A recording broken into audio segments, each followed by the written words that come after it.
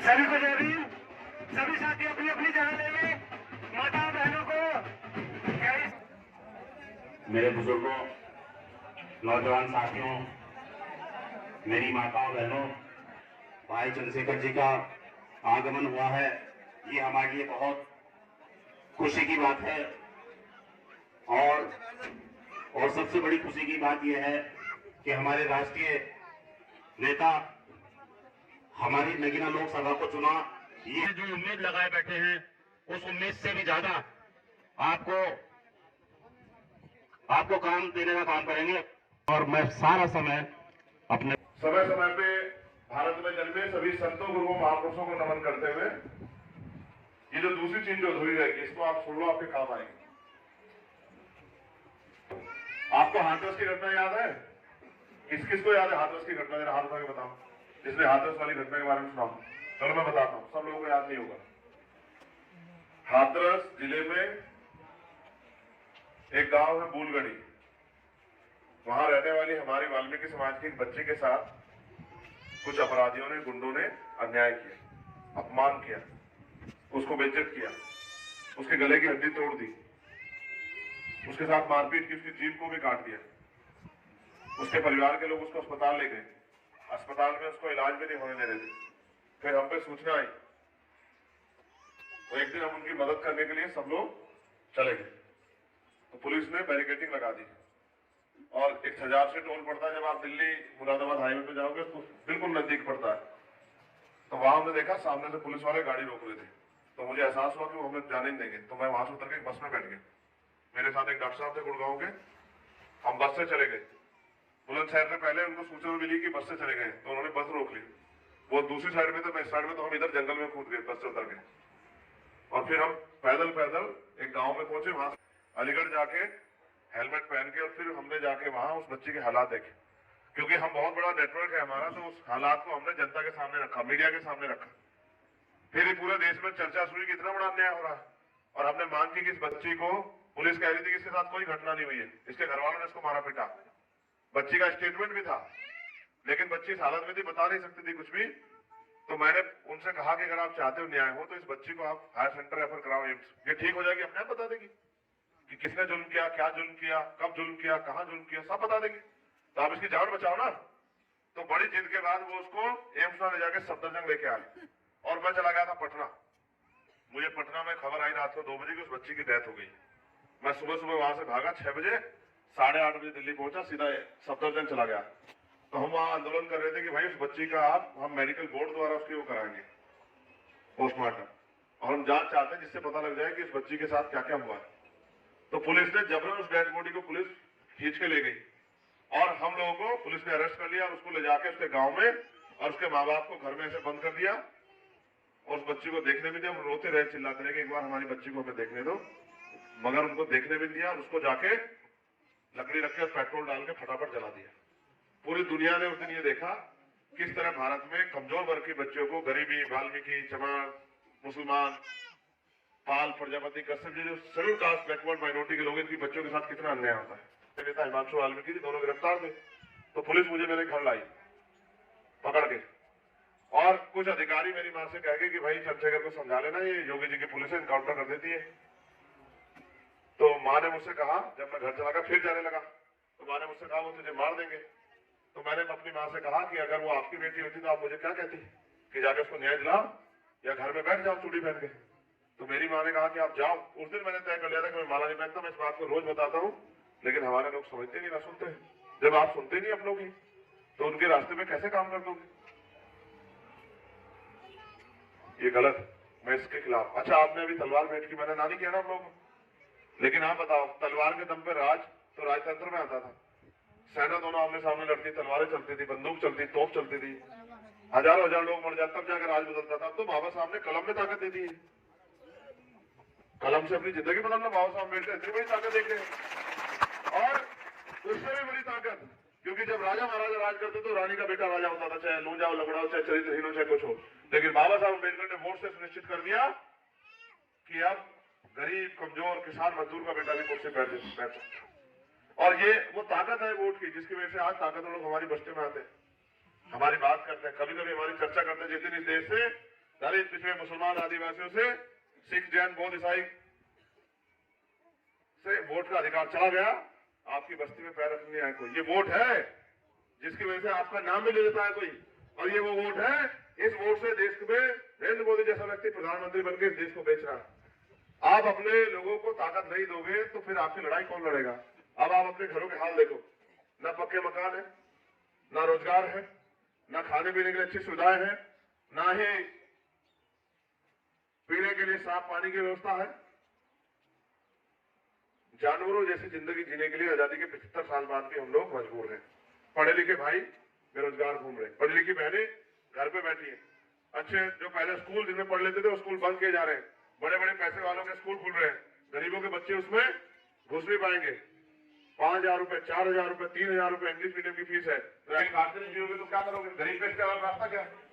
लेकिन गरीब के पास बाबा साहब अम्बेडकर के लिए वोट भी है। लोकतंत्र में इस वोट से हम भी ताकतवर हो सकते हैं अगर हम अपनी वोट का सही प्रयोग करें। अभी मेरे नौजवान भाई खड़े, अभी पुलिस की भर्ती देखी थी आपने? दिया गाँव में किसी ने पुलिस की भर्ती का पेपर दिया था? 400 रुपए एक बच्चे से 48 लाख बच्चे। हर प्रोग्राम में कहा कि पुलिस ने भर्ती लीक कर दी, जानबूझ के कर दी, क्योंकि नौकरी देना ही चाहते थे। इनका अंतिम लक्ष्य ये था कि इस भर्ती के नाम पे 200-400 करोड़ रुपए कमा लो और इनसे कहना कि भर्ती आवाज में आ जाएगी तो तुम भारतीय जनता पार्टी की मदद करते रहिए। बहुत ताकतवर हो जाएगा, उसकी कलम में ताकत आएगी, आपकी एक जिंदगी एक दिन में बदल देगा। हमारे लोगों को ये बात समझ में नहीं आई। बाबा साहब को ज्यादा से ज्यादा चले गए, नारा लेके गए, शिक्षित बनो, संगठित रहो, संघर्ष करो। शिक्षित हुए तो इतनी इसलिए कि रोटी रोजगार मिल जाए। शिक्षित इसलिए नहीं हुए कि अपने हक अधिकार को समझो। शिक्षित इसलिए नहीं हुए कि समाज में जो हाथ में आदमी पड़ा है, गरीब आदमी, उसके बच्चे को भी समझाओ, उसकी बेटी को भी समझाओ कि पढ़ लिख के कामयाब करो। पहले देश में नौकरी आती थी, अब सारा सरकारी सिस्टम बेच बेच के निजीकरण कर दिया है। अब इस देश में नौकरी तो नहीं आती, संविदा होती है, लेटर एंट्री होती है, ठेकेदारी होती है। जो लोग सफाई का काम करते हैं ज्यादा बड़े पैमाने पर, उसमें शेड्यूल कास्ट बैकवर्ड के लोग हैं, आप उनको महसूस करके देखो। 7,000 रुपए में काम, 1,000 रुपए में काम, 11,000 रुपए में काम, 9,000 रुपए में काम। आप बताओ, उसका बच्चा तो प्राइवेट में नहीं पढ़ सकता ना, उससे घर का खर्चा तो नहीं उठ सकता ना। और सरकार कहते हैं रोजगार देने, कोई रोजगार मांगे कहते पकौड़े कर लो, कोई रोजगार मांगा उसको कहते कोई ठेकान ले रखा है। आपकी वोट से बनी है सरकार। आज ये भाजपा के लोग राज करें, पूरे देश को बेच रहे हैं। कल जो सरकार सिस्टम है उनके घर में सुख सुविधाएं आए। आपके गांव में पक्का मकान उसका होगा जिसके घर में कोई नौकरी लगाओ। आपके गांव में पक्का 2 पहिए 4 पहिए गाड़ी उसके घर में होगी जिस आपके गांव में जो अपने पैरों पर खड़ा होगा, नौकरी रोजगार करता होगा। और जो मेहनत मजदूरी करते हैं उनको 70 साल मेहनत मजदूरी करने के बाद उनके घर में प्लस्तर नहीं होगा। आप चेक करवा के देखो, ठीक है? पेट तो बहुत दूर की बात है। सब यही है कि गरीबी मजदूरी से आप 200-400 रुपए कमा सकते हो। 200-400 रुपए से आप सिर्फ रोटी की व्यवस्था कर सकते हो, बच्चा बीमार हो सकता है, इलाज की व्यवस्था नहीं करा पाओगे। अगर बेटे की शादी करनी हो तो कर्ज लेना पड़ेगा, अगर बेटे को पढ़ाना होगा तो कर्ज लेना पड़ेगा। अभी देश में गुलामी की जिंदगी कब तक जीते रहोगे? जबकि बाबा साहब तो आपको राज करने के लिए वोट का अधिकार देंगे, तो तब तक ये चलता रहेगा जब तक आप समझदार नहीं करोगे। आप ऐसे नेताओं को वोट देते हो जो वोट लेके अगले 5 साल आपकी बस्ती में दिखते भी नहीं। पिछली बार जिसको आपने एमपी बनाया ये सोचने की हमारी आवाज उठाए, क्या 5 साल आपकी बस्ती में आए? ईमानदार से बताओ, नहीं कभी पूछने आया? सुनो, आपने वोट दी, इस वोट से आपके बीच का व्यक्ति सदन में जाएगा दिल्ली, और दिल्ली में जो सरकार होगी उससे जाकर उसमें सवाल खड़ा करेगा, कहेगा नगीना में एक भी मेडिकल कॉलेज नहीं। नगीना के लोगों को अपनी जान बचाने के लिए बिजनौर के लोगों को मेरठ भागना पड़ता है, दिल्ली भागना पड़ता है, या ऋषिकेश एम्स भागना पड़ता है। इतनी देर में तो आदमी मर जाता है। तो क्या मेरठ, नगीना, बिजनौर के लोगों की जिंदगी कोई वैल्यू नहीं है? तो वो जाके सरकार से कहेगा कि हमारे क्षेत्र में एक एम्स जैसा हॉस्पिटल बड़ा बनना चाहिए, ये मैं आपसे मांग करता हूँ, हमारे लोगों की जरूरत है, मैं सरकार से मांग करता हूँ कि बनना चाहिए। तब सरकार उसको सोचेगी कि भाई यहाँ वो जरूरत की बात कर रहे हैं तो हमें इस पर अपना रुख रखना है, तो फिर उसका बजट अलॉट होगा, फिर वो मेडिकल एम्स बनेगा। आप बताओ, आप विधायक भी बनाए, आपने एमपी बनाए, क्यों नहीं महसूस हुआ उनको? क्योंकि उनको क्या फर्क पड़ता है? अमीरों के लिए तो बड़े अस्पताल है ना, आप कहाँ जाओगे? यहाँ यूनिवर्सिटी कॉलेज नहीं बनना चाहिए क्या? क्यों नहीं बनना चाहिए बताओ आप मुझे। जब मेरठ में हो सकता है, जब नोएडा में हो सकता है, तो यहाँ क्यों नहीं हो सकता है कॉलेज? यहाँ क्यों नहीं हो सकती यूनिवर्सिटी? यहाँ के बच्चे क्यों जाए मेरठ में? यहाँ बहन बेटियों के लिए अच्छे स्कूल कॉलेज बन सकते हैं, बन सकते हैं? आप महसूस करके देखो, पूरे देश में इंडस्ट्रियल एरिया लगते हैं। आपके नेताओं ने कभी कहा नहीं, उन्होंने बताया नहीं कि हमारे लोगों को रोजगार करने के लिए हरिद्वार में या पता नहीं कहां जाना पड़ता है, बताओ। यही हरिद्वार में आपका नेता नहीं बोलेगा जिसको आपने वोट, देखो आप नहीं बोल सकते वहां जाके, आप लाखों लोग मिलकर नहीं बोल सकते हो। आप अपने घर पे बोल सकते हो, गांव बोल सकते हो, अपने जिले में जाकर बोल सकते हो। जिसको आप वोट की ताकत देकर चुनोगे वो जाके बोलेगा वहां, और वो आप ऐसा भेज दूंगा मेरा, तो वो फिर भाई वो तनख्वाह लेगा, रिटायर होकर पेंशन लेगा, तो आप यही कह रहे होंगे। देखो मैं आपको बताता हूं, मैं तो पढ़ा लिखा व्यक्ति हूं, वकील। हम अरबों खरबों रुपए का माल जो है चाइना से और बांग्लादेश से खरीदते हैं। आज आप किसी दुकान पे चले जाओ, गांव की दुकान पे चाइना का माल मिल जाएगा, आपको जाकर देखो आप। जब हम इतना पैसा लाखों करोड़ रुपए चाइना भेजते हैं, अन्य देशों भेजते हैं, तो हम अपने देश में मैन्युफैक्चरिंग क्यों नहीं स्टार्ट करते? क्या हमारे लोगों को बुद्धि नहीं है? क्या हमारे लोग हाथ में नहीं चलते? हम तो वो लोग हैं जो 12-12, 14-14 घंटे पसीना मारते हैं खेतों में। अगर लोगों को अवसर मिलेंगे तो गांव तक रोजगार आएगा, लेकिन सरकारें जानती है अगर इनके पेट भर गए तो इस देश में गुलामी कौन करेगा? अन्य अत्याचार किसके साथ करोगे? राशन देके किसके वोट खरीद के राज करोगे? वो समझती है, वो आपको भक्त बनाकर रखना चाहते, गुलाम बनाकर रखना चाहते, आप भी नहीं छोड़ना चाहते।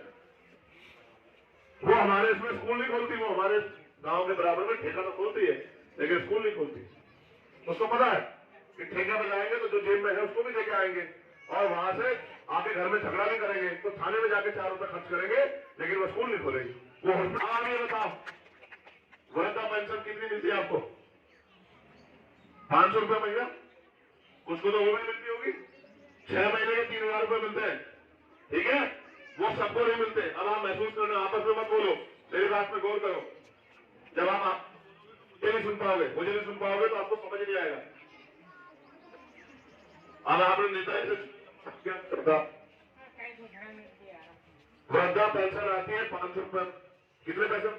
पीने के पानी की बोतल मैंने पिछले गांव में बताया, वो आती है 20 रुपए की एक दिन की, और 30 दिन में अगर खर्चा लगाओ तो 600 रुपए की बैठती है पानी की पीने की बोतल। एक बिस्किट का पैकेट आता है 10 रुपए का। तो आप ये महसूस करो सरकार आपकी हैसियत क्या लगाती। आप महसूस करो जो मैं आपसे कह रहा हूँ, ये हर आदमी से टैक्स लेती है सरकार, चाहे वो छोटा बच्चा हो चाहे वो बूढ़ा हो, हर व्यक्ति टैक्स लेती है। आप अगर 60 साल की है, 65 साल के, तो भी टैक्स देंगे। आप 70 साल के, तो भी टैक्स। टैक्स कैसे होता है? आप जो भी सामान खरीदते हो उस पर 28% जीएसटी लगती है। 1 रुपए के सामान पर 28% सरकार खाते में जाते हैं। वही पैसा इकट्ठा होकर बजट बनता है और वही से सरकार आपके ऊपर खर्च करती है। ये जो राशन आपको मिलता है ये सरकार का पैसा नहीं होता, ये आपके टैक्स का पैसा था, मगर आपको पता नहीं। एक परिवार 5000 रुपए का खर्च करता है पूरे एक महीने में। 1400 रुपए लेकर सरकार 200-300 रुपए का राशन देती है और आपको ऐसा एहसास कराती है जैसे आपको एहसान कर रही है। सवाल ये है कि देश में जो मजदूर है, वृद्धा है, विकलांग है, उनको 5000 रुपए पेंशन क्यों नहीं मिलती? क्या कारण? जब अमीरों के लाखों करोड़ रुपए माफ होते हैं, पूंजीपतियों के लाखों करोड़ रुपए माफ होते हैं, तो गरीबों को 5000 रुपए पेंशन क्यों नहीं मिलती? इस देश में स्कूल में फीस देके 2, 2.5, 3, 4 लाख रुपए खर्च करके 12वीं ग्रेजुएशन करके पोस्ट ग्रेजुएशन करके बीएड करके घर में बैठा है।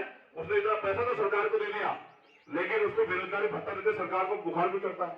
क्यों सरकार नौजवानों को जो बेरोजगार है उनको उनकी एजुकेशन के हिसाब से बेरोजगार भत्ता क्यों नहीं देती?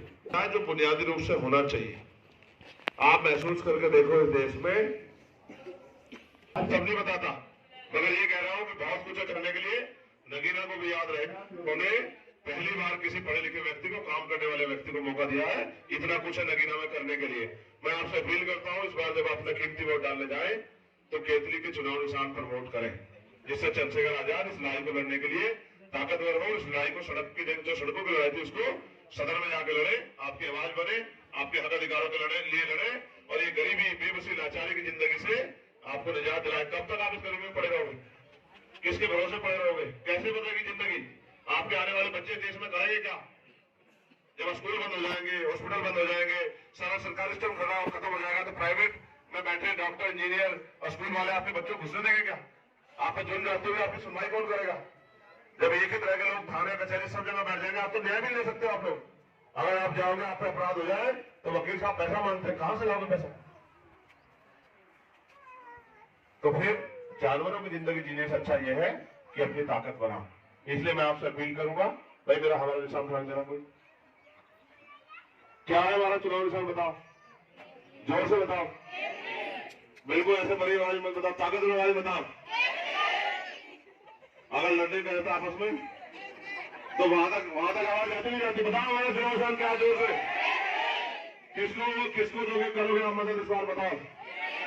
दोनों हाथ बार बता दो, ईमानदार से उठाना, एक हाथ से नहीं मारेंगे, दोनों हाथ से। एक भी उठा के रखना, सच्चे मन से जो हाथ उठाएगा एक उठा के तभी मानी जाएगी इसकी वोट, अदरवाइज इसकी वोट काट दी जाएगी। दोनों हाथ उठा जो लोग मदद करेंगे, 1 मिनट तक उठा के रखना पूरे लंबे हाथ करके। आजा नीचे। अब मेरी एक और बात तो सुनो, देखो दुश्मन बड़ा चालाक, गौर करो मेरी बात। जब आपके महापुरुष आपको वोट से राज जाने के लिए तैयार कर रहे थे तो हम चेक कर लेंगे जिसको वोट दिया उसको गई है नहीं गई है, और इस पर्ची को हम जैसे बैलेट में बॉक्स में डालते थे ना, अपना बैलेट बॉक्स में ऐसा डाल देंगे। हम आपसे कह रहे हैं मशीन से मत गिरो, आप हमारी जो पर्ची है उसी को गिन दो, क्योंकि जब हम 5 साल इंतजार कर सकते हैं वोट देके, तो हम 2 दिन और इंतजार कर लेंगे, क्या जा रहा है हमारा। लेकिन कम से कम हमें ये तो पता लग जाएगा जिस आदमी को वोट देकर हम ताकत दे रहे थे उसी पे जा रही है नहीं जा रही है। हमें चारों तरफ से अपने काम करना पड़ेगा, वो काम के लिए हम लोग लगे हुए हैं, लेकिन गांव में इस काम को आपको ही करना पड़ेगा। एक तो आपको ज्यादा से ज्यादा संख्या में वोट डालनी पड़ेगी, और दूसरी अपने निशान को वोट डालनी पड़ेगी। आप किसी और को वोट डाल दोगे तो आपने फूल को वोट डाल दी तो चंद्रशेखर कैसा जरूर हो जाएगा। बताओ भाई, कोई आ जाके 2,000 रुपए लो पकड़ो और फूल को दे दो वोट, तो फिर क्या करोगे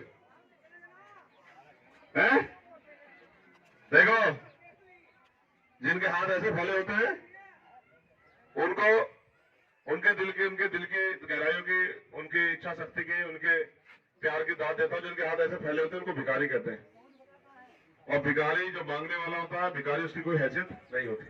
जिनके हाथ ऐसे होते हैं उनको दाता कहते हैं। दाता वो होता है जो सक्षम होता है। आप भी इस देश में सक्षम बनो। हमारे संत गुरु महापुरुष पीर पैगंबर हमें रास्ता दिखा गए। अगर ये वोट ना होती तब तो हम मान लेते कि हमें गरीबी में रहना पड़ेगा, क्योंकि हम राजकाज ला नहीं सकते। अब तो वोट हमारे पास है, वोट जिनका है उनका ही राज होना चाहिए। इस बात को भी अपने मन में स्थापित करो, और दुश्मन को भी पहचानो। कौन आपके पार्षद के खिलाफ है, कौन आपके हक के खिलाफ है, कौन मुझे रखने पे, घोड़े पे बैठने पे आपका अपमान करता है, कौन मत के छूने पे आपके बच्चों की हत्या करता है। तो दुश्मन से भी सावधान रहो। इस देश में सताए गए लोग, दलित, पिछड़े, आदिवासी, मुसलमान, सिख, जैन, ईसाई, बौद्ध, ये सब आपकी तरह सताए गए लोग हैं। सताए लोगों को इकट्ठा होना पड़ेगा, तभी बात बने। और आप तो जानते हैं मुस्लिम समाज के लोग बैठे हैं, मैंने कभी भी आपका साथ नहीं छोड़ा। चाहे एनआरसी का मामला हो, चाहे सीए का मामला हो, चाहे मौलाना साद का मामला हो, चाहे तबलीगी जमात का मामला हो, चाहे निजामुद्दीन मरकज का मामला हो, चाहे मौलाना करीम सिद्दीकी का मामला हो, चाहे तबलीग का मामला हो, चाहे नासिर जुनैद का मामला हो, चाहे फिलिस्तीन का मामला हो, और चाहे यही नेटोर में जब सलमान पे गोली चली, जब सलमान की हत्या हुई, इसकी मां के आंसू पूछने का मामला हो, चाहे कासगंज के बच्चे को जिसको 1.5 फीट की टंकी में लटका के मारा गया उसके परिवार को न्याय दिलाने का मामला हो, चाहे मेरठ का मामला हो, चाहे सहारनपुर का मामला हो, चाहे दिल्ली का मामला हो, चाहे देश का कोई कोना हो, चाहे हिजाब का मामला हो, मैंने आपका भी साथ नहीं छोड़ा। आप भी 10 रुपए का सामान खरीदने जाते हो, सबसे सस्ता आता बीड़ी का मंडल। बीड़ी बहुत पीते हैं ये लोग हमारे, ये तो गरीब लोग हैं ना, बीड़ी बहुत पीते हैं। पुराना तो नहीं है? देखते हो ना, ये इसकी बीड़ी सिली भी तो नहीं है, देखते हो ना, बिस्कुट का पैकेट देखते हो ना इधर। लेकिन जब करोड़ों रुपए कीमत से वोट देने जाते हैं, एक बार नहीं सोचते वोट लेके हमारे ये नेता हमारी लड़ाई लड़ेगा नहीं लड़ेगा, हमारे हाथ मजबूत करेगा नहीं करेगा, हमारे साथ खड़ा होगा नहीं होगा, हमारी आवाज बनेगा नहीं बनेगा, हमारी नस्लों की सुरक्षा करेगा नहीं करेगा। यहाँ तो जिसकी लाठी उसकी भैंस होगी, जिस चीज की तरफ आपको हाथ उठा देते हैं, सरकार में उनकी, कोर्ट में उनकी, पुलिस में उनकी, वही उनकी हो जाती है। अगर यही चाहते हो तो आपकी मर्जी, अगर ये नहीं चाहते तो फिर चंद्रशेखर आजाद के हाथ मजबूत करो। सर्दी में तुम हाफ बाजू की टी शर्ट में घूम रहे हो, क्या जी मैं तुम्हारे बता है? दूसरा इधर भी देखो, इधर देखो क्या लिखा है, क्या लिखा है बताओ, आप लोग बताओ, पढ़ी लिखी मैंने। देखो गौर से सुनो, 2 तरह की राजनीति भारत में हो रही है। एक वो जो पैसे वाले लोग राजनीति कर रहे हैं, वो पैसा खर्च करते हैं पैसे से प्रचार करते हैं, पैसे से चुनाव जीतते हैं और चुनाव जीतने के बाद पैसे से पैसा कमाते हैं। उस राजनीति से गरीबों का भला नहीं कर सकता। ऐसे लोग आपने पहले चुन के भेजे। अगर आप चाहते हो कि आपके हकों की लड़ाई लड़ी जाए तो आप फिर लड़ाई में सहयोग करना भी सीखो।